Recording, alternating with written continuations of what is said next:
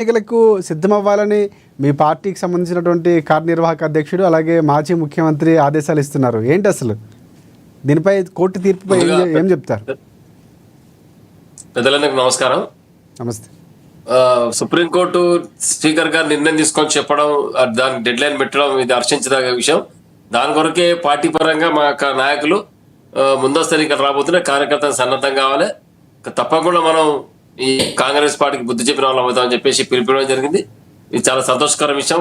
Party పరంగా రాజకీయ పరంగా కూడా ఒక గొప్ప మార్పు ఇది. ఎందుకంటే ఎవరైతే వాళ్ళు ఫిరాయింపు చేయడం, ఇటు ఇష్టం వచ్చిన రీతిగా వెళ్ళడం అనేది ఆగిపోతాం మేము కూడా భావిస్తాం.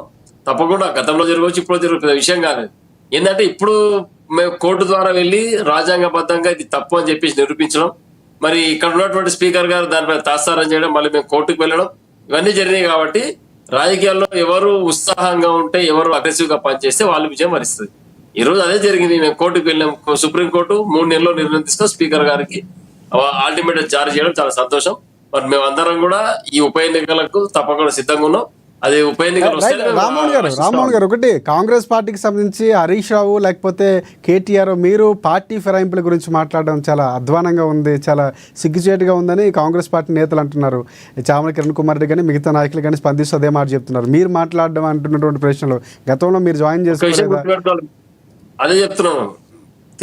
టిఆర్ఎస్ పార్టీలోకి ఎవరు వచ్చినా అది తప్పు కాదు. వినండి, ఎందుకు అని మీరు అనొచ్చు. ఎందుకంటే నేను చెప్తున్నా, వినండి, కారణం చెప్తున్నా. టిఆర్ఎస్ పార్టీ ఉద్యమ పార్టీ, సుమారుగా 5-6 దశాబ్దాల పాటు జరగని ఒక కళను నెరవేర్చడానికి నెలకొల్పబడిన పార్టీ.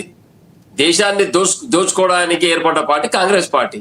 బ్రిటిష్ వాళ్ళు పెట్టిన పార్టీ. రామ్మోహన్ గారు, ఒకటి ఉద్యమ పార్టీగా తెలంగాణ వచ్చినంత వరకు ఉద్యమ పార్టీ, తర్వాత రాజకీయ పార్టీగా మేమే మారుస్తున్నామని కేసీఆర్ గారు స్వయంగా చెప్పారు. మీరు కూడా డిబేట్ లో చాలా సందర్భాల్లో మాట్లాడారు. మళ్ళీ మరి ఉద్యమ పార్టీ అంటున్నారు. ఎప్పుడైతే ఒకటి చెప్తున్నాను, ఎప్పుడైతే తెలంగాణ కొరకు, తెలంగాణ సాధించే కొరకు పార్టీ పెట్టినామో అన్న ఉద్యమకారులందరూ చేరిరు, తెలంగాణ సాధించుకున్నాం. మళ్ళీ బంగారు తెలంగాణ కొరకు పునర్నిర్మాణం జరగాలి. కాబట్టి అనుభవం ఉన్నటువంటి రాజకీయ నాయకులు కొంతమంది పార్టీలో జాయిన్ అయ్యారు. మేము ఎక్కడ వాళ్ళను లోపరుచుకొని బెదిరించి పార్టీలోకి తీసుకోలేదు. కాంగ్రెస్ పార్టీ ఎల్పీ అనేది పూర్తిగా మా దాంట్లో విలీనమైంది. కాబట్టి వాళ్ళందరూ మా దాంట్లోకి వచ్చిర్రు. అందులో మేము ఫిరాయింపులు చేసిన దాంట్లో అర్థం లేదు. అందులో ఇప్పుడు రేవంత్ రెడ్డి తన గద్దెను కాపాడుకోవడానికి నెంబర్ లేదు. కాబట్టి మరి ఎక్కడ కాంగ్రెస్ అంతర్గత కుమ్మలాటలో ముఖ్యమంత్రిని మారుస్తారో వాళ్ళ చరిత్ర ఉంది కదా కాంగ్రెస్ పార్టీ. సంవత్సరానికి ఒక ముఖ్యమంత్రి మార్చుకునేది. కాబట్టి మళ్ళీ అట్లా ఏమైనా పోతామని చెప్పి కొంతమంది మా దాంట్లో బెదిరించి భయపెట్టి బ్లాక్ మెయిల్ చేసి వీళ్ళని కలుపుకోవడం జరిగింది. దానికి దీనికి చాలా చెడ ఉంది. ఒకటే మనం గుర్తుపెట్టుకోవాలి, శంకులో పోస్తే తీర్థం అవుతుంది. తెలంగాణ పార్టీలో టీఆర్ఎస్ ఎవరు చేరైనా వాళ్ళు పునీతులు అయిపోతారు. ఇది మనం గుర్తుపెట్టుకోవాలి. తప్పకుండా అందరూ కూడా ఎవరైతే ఒక పార్టీ వదిలిపెట్టిపోయారో వాళ్ళు అతిశయోక్తి అనిపించట్లేదా? శంఖం తీర్థం బీఆర్ఎస్ పార్టీని ఆ స్థాయిలో పోరుస్తున్నారు. 100% అడ్డితో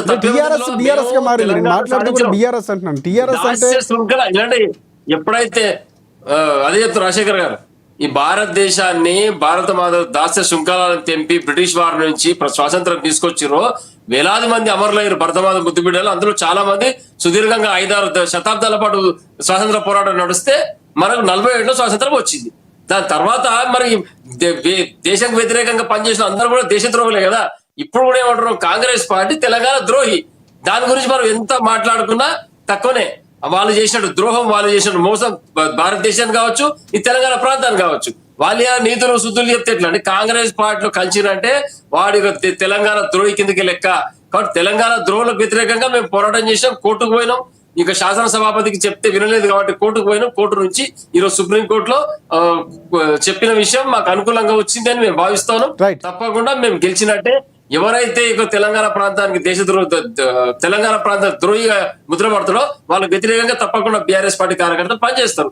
ఈరోజు ఇందిరాగాంధీ మోసం చేయలేదా తెలంగాణను? ఆ రోజు నెహ్రూ గారు మోసం చేయలేదా? ఎందుకు విలీనం చేసి ప్రత్యేక ప్రాంతంగా తెలంగాణ తీసుకుపోయి భారతదేశం యూనియన్ లో కలిపి మనల్ని సర్వనాశనం చేసి పెట్టిర్రు. ఇక్కడ ఉన్న నిధులు మొత్తం దోసుకుపోయి ఆంధ్ర ప్రాంతానికి పెట్టిర్రు. మన నాయకులకు విలువలు లేవు.